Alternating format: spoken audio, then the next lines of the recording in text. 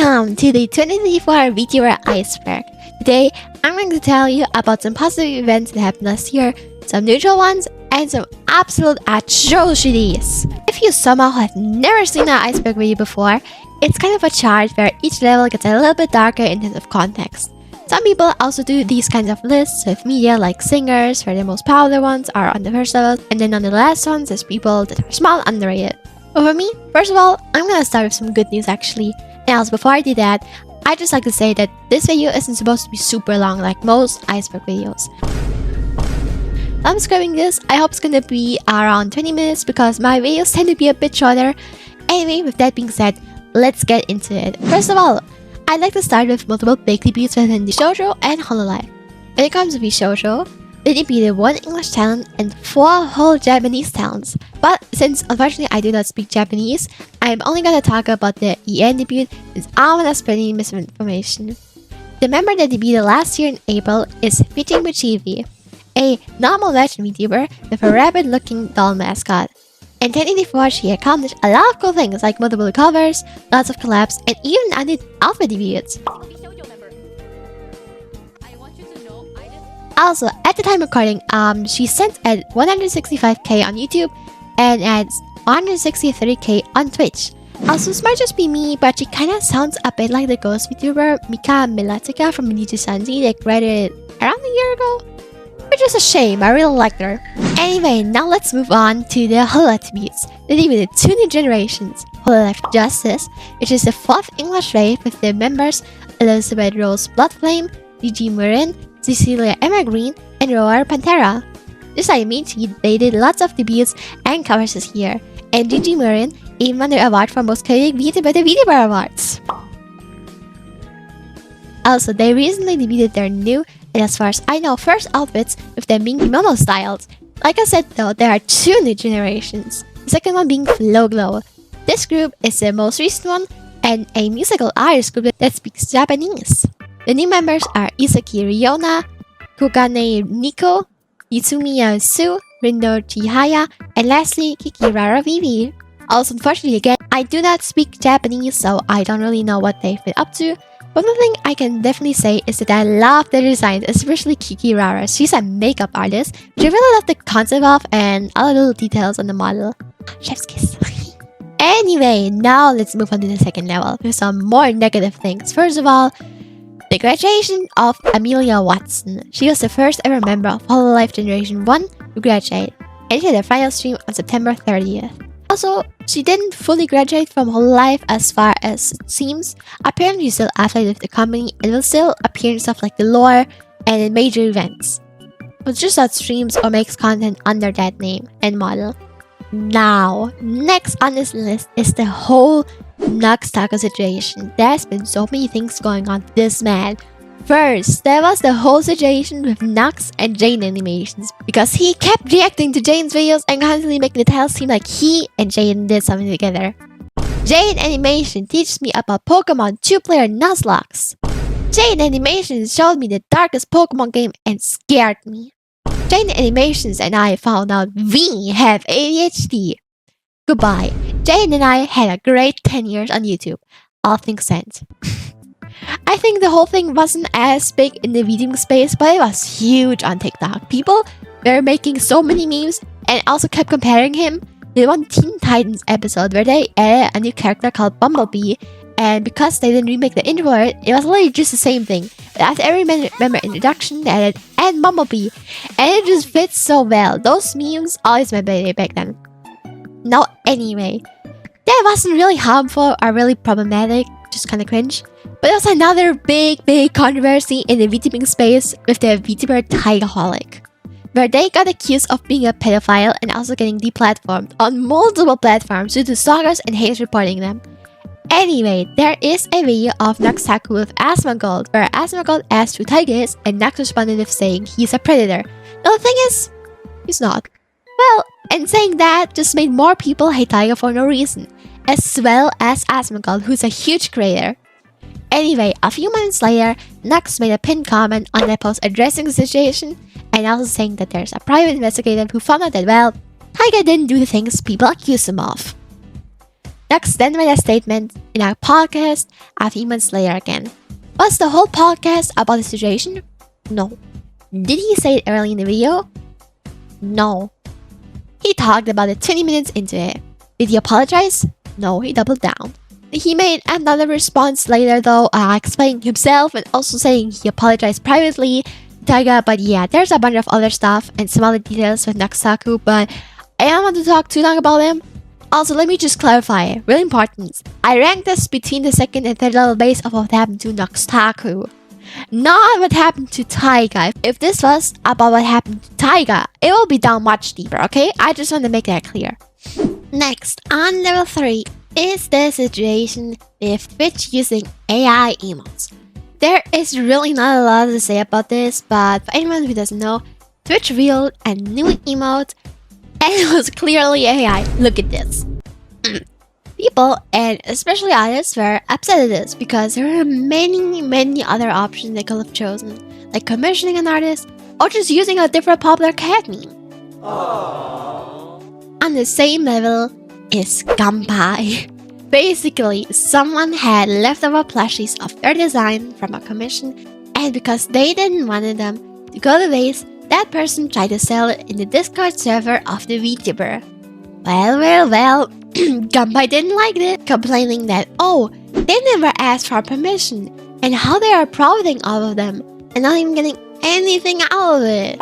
Also saying that the artist's work looked badly made. Mind you, there are well-respected artists in the community who has made plushies for many big VTubers, including Bao, I'm just saying. Anyway, obviously it backfired because Gampai was in the wrong for crashing out at that, and well, they responded with making more terrible tweets. Like as example, they said that because the artist lives in Vietnam, they shouldn't be struggling with cash because, quote-unquote, you can sell orange juice with coffee shots for $1 and live off that for a week in that country. I have a feeling they're American. Next on the same level is the Anilive situation. Basically, Anilive was a VTuber company and app, and all of the talents had to stream on the app that they developed. I also think they had a contract of $300 monthly for 30 hours of streaming minimum. Sounds pretty good, right? They neglected their talents and seemed to have horrible management, as well as favoritism and false promises within the company. There are also allegations of AI are being used to make their models, which I think is still not confirmed. One of their ex-talents came out with a statement after graduating from the company, explaining how they were ghosted by the company multiple times. Their name is Communism. If you wanna watch the video yourself, we are now entering level 4 of the iceberg. And you know what topic? That's right. The Twitch Artistic Unity update. The whole controversy is really recent, and I'm pretty sure it actually happened in the end of 2023, but I don't care, I still want to cover it. So, Twitch released an update that allowed fictionalized, fully exposed breasts and genitals or ass regardless of gender. A lot of artists were pretty happy with this because this meant that they could stream any type of art and not get banned, because there have been cases where people got banned for the stuff they drew even if it wasn't lewd. Also, let me just clarify. You had to put on a specific label on your streaming doing this, and lewd stuff was not allowed, okay? Nudity does not equal something sexual. Well, it didn't sound too bad, right? Yeah, the thing is, we cannot have anything nice because people always ruin it. People absolutely abuse this dang rule. As an example, there was one VTuber that showed their mom completely naked with lewd art on the side. What did I just say? It's also part why it was removed. People kept mixing up being able to draw nude stuff with drawing sexual stuff. I think there was even some non-artists and non-VTuber abusing this, but I'm not sure, so take it with a grain of salt. Anyway, the whole rule was completely removed after like a week. Now, on the same level is the situation with Small Lola and Shy Lily. Basically, actually now that I think about it, Shy Lily isn't really that much involved in this. Basically, what happened is that Small Lola, who by the way now goes by Lola Yes, announced her debut with this model, and people went absolutely ballistic, accusing her of copying Shy Lily. Not only that, people are also comparing out her voice, saying that she's trying to sound like Lily. Now, I have the solution to all of the problems in your life right here in my bio. Click the link and like, retweet, and watch as you suddenly become happy again as you help reveal my new model. Yippee! She denied this by saying that she grew up in multiple and similar countries as Lily. But let me tell you, the Vtuber community was harsh. Lola received so much hate and harassment, and all that because of a sign.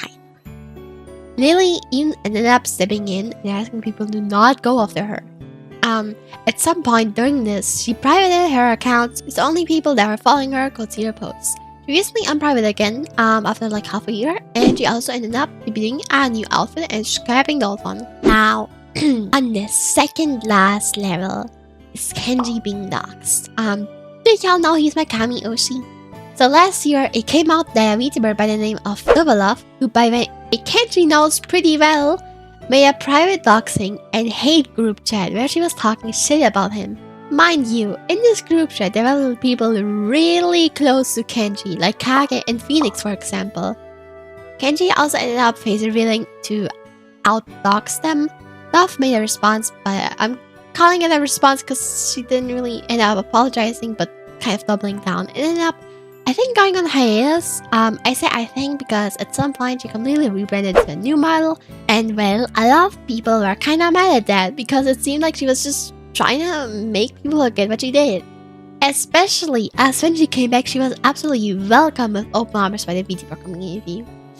Now, on the last level, I have two situations that happened that are really messed up and also kind of disturbing to think about it. First of all, the Camilla break-in situation. It was either in November or October when, while Camilla was live, she had loud noises coming from outside. And look at her little, like... What the fuck was that? What the fuck was that? Chat. What the fuck? She goes to check it out and ended up ending the stream soon after and tweeting that the day before, someone knocked on her window but the person went away, just to try and break in the following day. The police caught the person, and Camilla said that he kept claiming that he was her friend, only for her to have no idea who he is. She also said that she assumes that he was a stalker. Now, you might ask yourself, how did he find her? Turns out, he put a tracker on a gift to give to Camilla when she was at a convention to then track her and find a location. And I'm really glad this situation got as much attention as it did because it made content creators more aware of these kind of trackers. But now, for the last topic of this video, let's talk about the Selen Tatsuki termination. In early February last year, Nijisanji announced the immediate termination of their member Selen Tatsuki, saying that she repeated breaches of contract and misleading statements on social platforms. Selen followed up, going back to her old VTuber persona called Tokibird to explain her side of the story. What happened behind the scenes is that she was hospitalized in December 2023 due to bullying and a toxic work environment within the company. She stated that she had requested to graduate out of free will from the company in late January 2024 prior to the termination announcement. People are already confused of the termination announcement because Selen was a super active member that hosts lots of events and was well respected by fans. When she told the story though, people went ballistic, rightfully so. How do you let favoritism and bullying happen within your company and then fire the people affected? And there's so much more. I'm right now just like mentioning the stuff that happened to Selen. Nijisanji then also somehow made things worse by live streaming a response on a member's channel. Let's just say Tokibird has so far been thriving and Nijisanji has not. What's the opposite of thriving? Anyway, recently, I don't know what it was recently, but a few months after her comeback, she debuted a new model, drawn by a familiar artist. We are finally at the end of this video. Let me just clarify, I know this is an iceberg themed video, but do not take my ranking that seriously, okay? Just because Kenji's doxing is above Kamala's break-in doesn't mean that it's less bad. I take and usual to all of these situations very seriously. Also, I know it's not long, but this video took a long time to make. And you know why? I spent the past month making my new video profile because I'm currently rebranding. Well, scripting is, I'm not sure when I'm gonna debut, but it's gonna be sometime in March. Anyway, feel you later.